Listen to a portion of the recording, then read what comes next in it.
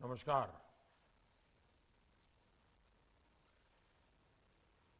केंद्रीय मंत्रिमंडल के मेरे सहयोगीगण, education, skill development, science, technology और रिसर्च से जुड़े सभी महानुभाव, देवी और सज्जनों,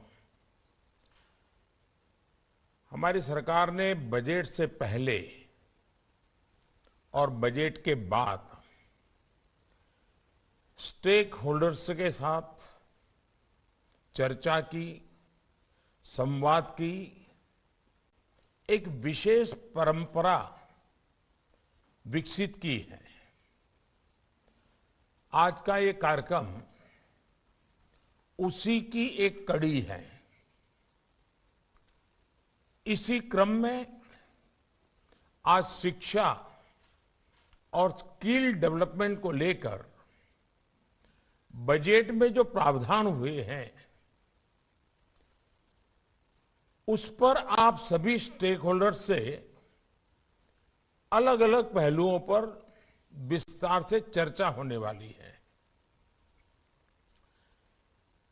फ्रेंड्स, हमारी आज की युवा पीढ़ी देश के भविष्य की कर्णधार है, वहीं भविष्य के नेशन बिल्डर्स भी हैं। इसलिए आज की युवा पीढ़ी को एम्पावरिंग करने का मतलब है भारत के भविष्य को एम्पावर करना।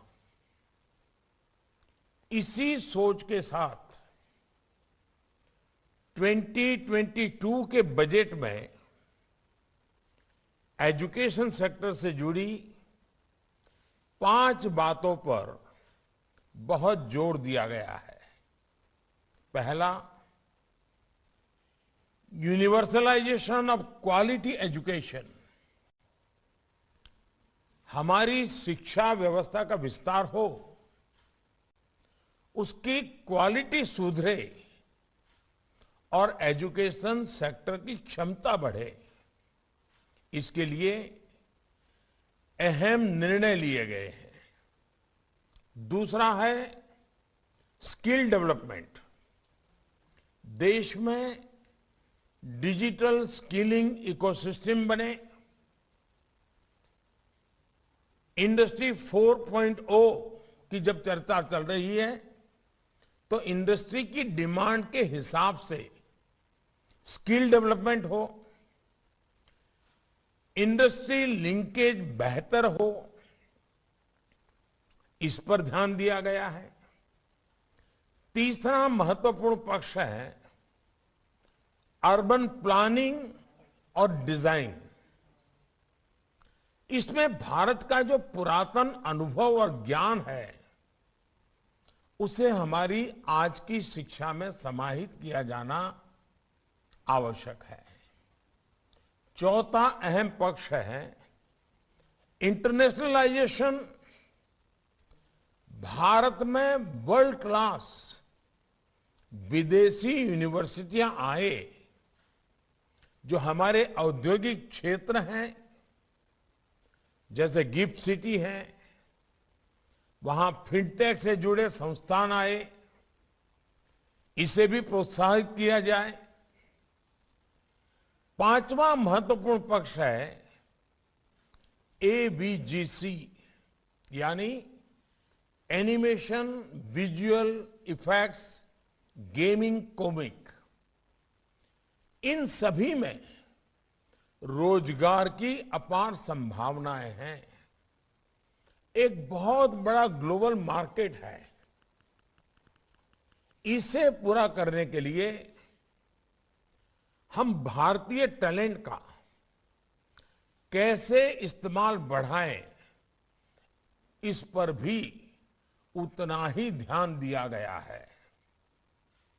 ये बजट नई नेशनल एजुकेशन पॉलिसी को जमीन पर उतारने में बहुत मदद करने वाला है। साथियों, कोरोना आने से काफी पहले से देश में मैंने अनेक बार डिजिटल फ्यूचर की बात करता रहा हूं। जब हम अपने गांवों को ऑप्टिकल फाइबर से जोड़ रहे हैं, जब हम डेटा की कीमत कम से कम रखने के प्रयास कर रहे थे, कनेक्टिविटी से जुड़े इंफ्रास्ट्रक्चर को सुधार रहे थे, तो कुछ लोग सवाल उठाते थे कि इसकी जरूरत क्या है। लेकिन महामारी के समय में हमारे इन प्रयासों की अहमियत को सबने देख लिया है। ये डिजिटल कनेक्टिविटी है जिसने वैश्विक महामारी के इस समय हमारी शिक्षा व्यवस्था को बचाए रखा। हम देख रहे हैं कि कैसे भारत में तेजी से डिजिटल डिवाइड कम हो रहा है। इनोवेशन हमारे यहां इंक्लूजन सुनिश्चित कर रहा है और अब तो देश इंक्लूजन से भी आगे बढ़कर इंटीग्रेशन की तरफ जा रहा है। इस दशक में हम जो आधुनिकता शिक्षा व्यवस्था में लाना चाहते हैं, उसके आधार को मजबूत करने के लिए इस साल के बजट में कई घोषणाएं की गई हैं। डिजिटल एजुकेशन डिजिटल फ्यूचर की तरफ बढ़ते भारत के व्यापक विजन का हिस्सा है। इसलिए ई विद्या हो, वन क्लास वन चैनल हो, डिजिटल लैब्स हो, डिजिटल यूनिवर्सिटीज हो, ऐसा एजुकेशनल इंफ्रास्ट्रक्चर युवाओं को बहुत मदद करने वाला है। ये भारत के सोशियो इकोनॉमिक सेटअप में गांव हो, गरीब हो, दलित, पिछड़े, आदिवासी सभी को शिक्षा के बेहतर समाधान देने का प्रयास है।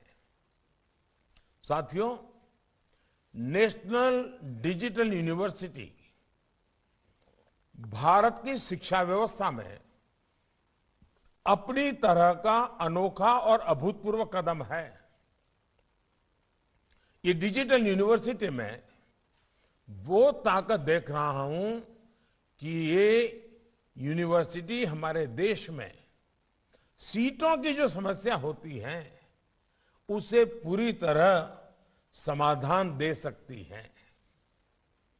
जब हर विषय के लिए अनलिमिटेड सीट्स होगी तो आप कल्पना कर सकते हैं कि कितना बड़ा परिवर्तन शिक्षा जगत में आ जाएगा। ये डिजिटल यूनिवर्सिटी लर्निंग और रीलर्निंग की मौजूदा और भविष्य की जरूरतों के लिए युवाओं को तैयार करेगी। शिक्षा मंत्रालय, यूजीसी, एआईसीटीई और सभी स्टेक होल्डर्स, सबसे मेरा आग्रह है कि ये डिजिटल यूनिवर्सिटी तेजी से काम शुरू कर सके, ये सुनिश्चित होना चाहिए। शुरू से ही ये डिजिटल यूनिवर्सिटी इंटरनेशनल स्टैंडर्ड को लेकर चले, ये देखना हम सभी का दायित्व है। साथियों, देश में ही ग्लोबल स्टैंडर्ड के इंस्टीट्यूट्स का निर्माण करने का सरकार का इंटेंट और उसके लिए पॉलिसी फ्रेमवर्क भी आपके सामने है। अब आपको अपने प्रयासों से इस इंटेंट को जमीन पर उतारना है। आज विश्व मातृभाषा दिवस भी है। मातृभाषा में शिक्षा बच्चों के मानसिक विकास से जुड़ी है। अनेक राज्यों में स्थानीय भाषाओं में मेडिकल और टेक्निकल एजुकेशन की पढ़ाई शुरू हो चुकी है।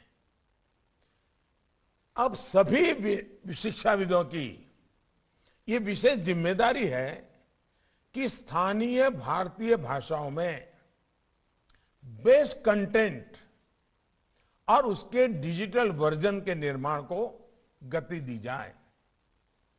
भारतीय भाषाओं में ये e content internet, mobile phone, TV और रेडियो के माध्यम से सभी के लिए एक्सेस हो, इस पर काम करना है। भारतीय साइन लैंग्वेज में भी हम ऐसे पाठ्यक्रम विकसित कर रहे हैं जो दिव्यांग युवाओं को सशक्त कर रहे हैं। इसमें भी निरंतर सुधार करते रहना बहुत जरूरी है। डिजिटल टूल्स, डिजिटल कंटेंट को कैसे बेहतर तरीके से डिलीवर किया जाए, इसके लिए हमें टीचर्स को भी ऑनलाइन ट्रेन करने पर जोर देना होगा। साथियों, डायनामिक स्किलिंग आत्मनिर्भर भारत के लिए और ग्लोबल टैलेंट डिमांड के लिहाज से भी बहुत अहम है। पुराने जॉब रोल्स जिस तेजी से बदल रहे हैं, उनके अनुसार हमें अपने डेमोग्राफिक डिविडेंड को तेजी से तैयार करना होगा। इसलिए एकेडेमिया और इंडस्ट्री को मिलकर प्रयास करने की जरूरत है।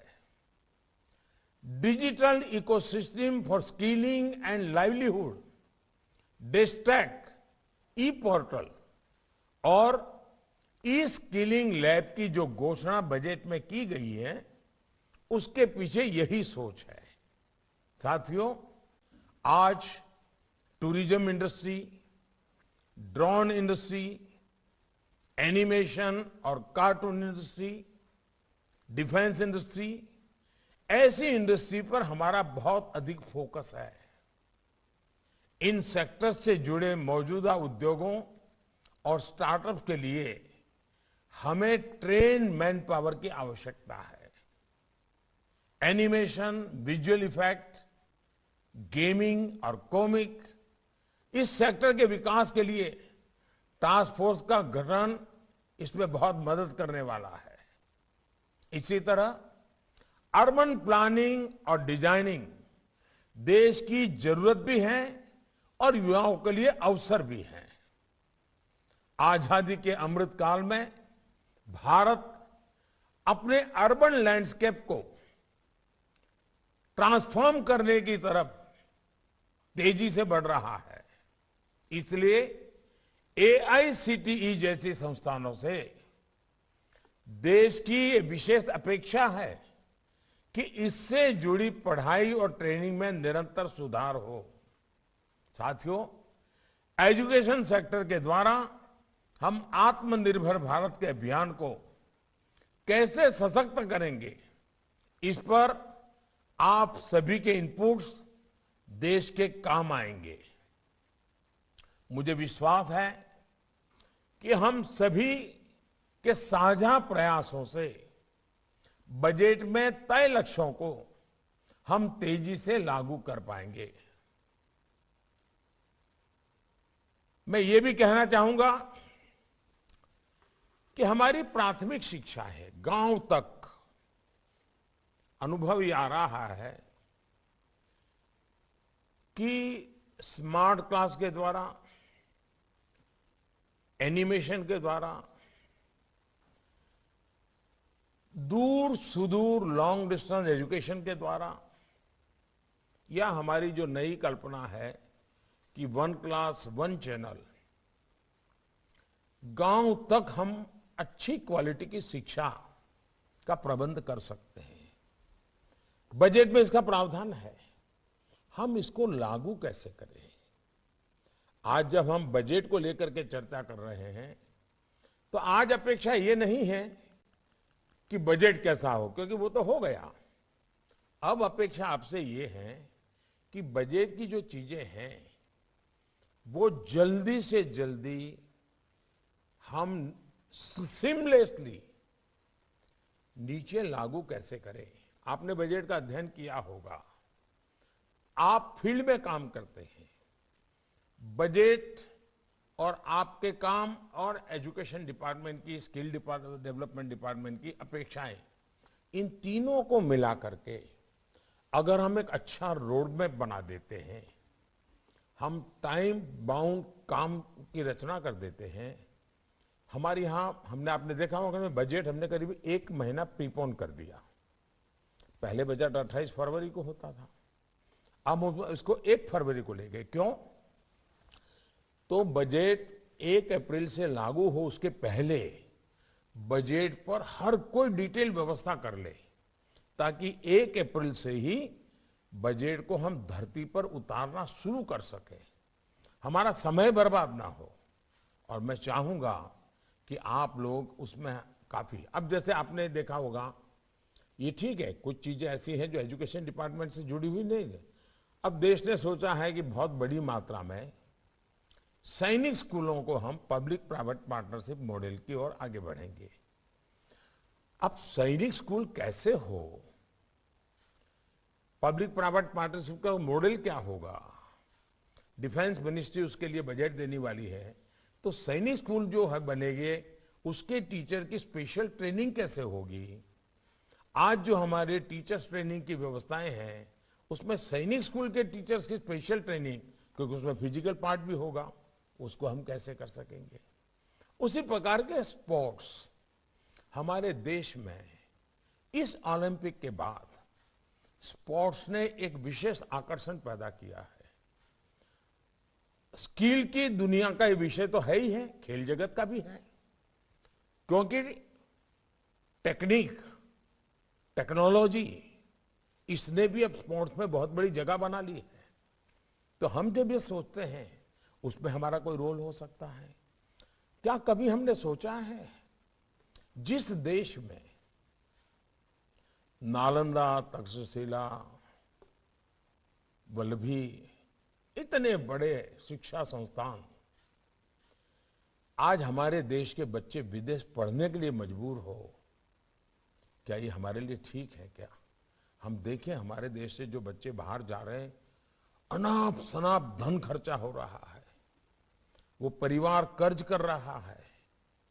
क्या हम हमारे देश में दुनिया की यूनिवर्सिटीज को ला करके हमारे बच्चों को हमारे यहाँ एनवायरनमेंट में और कम खर्चे में पढ़ाई के लिए उनके लिए चिंता कर सकते हैं? यानी प्री प्राइमरी से लेकर के पोस्ट ग्रेजुएट तक पूरा हमारा जो खाका है वो 21वीं सदी के अनुकूल कैसे बने। हमारे बजट में जो कुछ भी बना है ठीक है, इसके बावजूद भी किसी को लगेगा नहीं ऐसा होता तो अच्छा होता, अगले साल सोचेंगे, इसके लिए अगले बजट में सोचेंगे। अभी तो जो हमारे पास उपलब्ध बजट है उस बजट को हम धरती पर कैसे उतारें, अच्छे से अच्छे ढंग से कैसे उतारें, ऑप्टिमम आउटकम कैसे मिले, आउटपुट नहीं, ऑप्टिमम आउटकम कैसे मिले। अब जैसे अटल टिंकरिंग लैब, अटल टिंकरिंग लैब काम देखने वाले लोग अलग है, लेकिन संबंध तो उसका किसी न किसी एजुकेशन सिस्टम के साथ जुड़ा हुआ है। हमें इनोवेशन की बात करनी है तो अटल टिंकरिंग लैब को हम कैसे आधुनिक बनाएंगे। यानी ये सारे विषय ऐसे हैं कि बजट के परिप्रेक्ष्य में और नेशनल एजुकेशन के परिप्रेक्ष्य में ये पहला बजट ऐसा है जो हम तुरंत लागू करके आजादी के इस अमृत महोत्सव में अमृत काल की नींव रखना चाहते हैं। और मैं चाहता हूं कि एक बहुत बड़ा परिवर्तन हमें लाना जरूरी है आप सभी स्टेक होल्डर्स के साथ। आप जानते हैं जब बजट प्रस्तुत होता है उसके बाद एक ब्रेक पीरियड होता है और सभी सांसद मिलकर के छोटे छोटे छोटे ग्रुपों में बजट की बारीकी से चर्चा करते हैं और बहुत ही अच्छी चर्चा होती है, अच्छी चीजें उसमें जो उभर करके आती है। लेकिन हमने उसको एक दायरा और बढ़ाया, सांसद तो इन दिनों ही कर रहे हैं, लेकिन अब हम सीधे डिपार्टमेंट के लोग स्टेक होल्डर के साथ बात कर रहे हैं। यानी हमने एक प्रकार से सबका प्रयास, ये जो मैं कह रहा हूं ना, सबका साथ, सबका विकास, सबका विश्वास, सबका प्रयास, इस बजट में भी सबका प्रयास ये बहुत आवश्यक है। बजट ये सिर्फ आंकड़ों का लेखा जोखा नहीं है जी। बजट अगर हम सही ढंग से, सही समय पर, सही तरीके से उपयोग करें तो हमारे सीमित संसाधनों से भी हम बहुत बड़ा परिवर्तन ला सकते हैं। और ये तब संभव होता है कि बजट से क्या करना है ये क्लैरिटी अगर सबके मन में आ जाए। आज की चर्चा से एजुकेशन मिनिस्ट्री, स्किल मिनिस्ट्री, उनको भी बहुत बड़ा लाभ होगा, क्योंकि आपकी बातों से पक्का होगा कि ये बजट बहुत अच्छा है, टिकना है, लेकिन इसमें ये करेंगे तो मुश्किल होगा, ये करेंगे तो ठीक होगा। बहुत प्रैक्टिकल बातें उभर करके आएगी। खुल करके आप अपने विचार रखिए। मूल बात है, तत्वज्ञान की चर्चा नहीं है, व्यवहार जीवन में इसको धरती पर कैसे उतारना, अच्छे ढंग से कैसे उतारना, सरलता से कैसे उतारना, सरकार और सामाजिक व्यवस्था इसके बीच में कोई दूरी ना हो, मिलकर के काम कैसे हो, इसलिए ये चर्चा है। मैं आप सबका फिर से एक बार जुड़ने के लिए धन्यवाद करता हूं। पूरे दिन भर जो आपकी चर्चाएं चलेगी उसमें से बहुत ही अच्छे बिंदु निकलेंगे, जिसके कारण डिपार्टमेंट तेज गति से निर्णय कर पाएगा और हम ऑप्टिमम हमारे संसाधनों का उपयोग करते हुए हम अच्छा आउटकम के साथ अगले बजट की तैयारी करेंगे। मेरी आप सबको बहुत बहुत शुभकामनाएं हैं। बहुत बहुत धन्यवाद।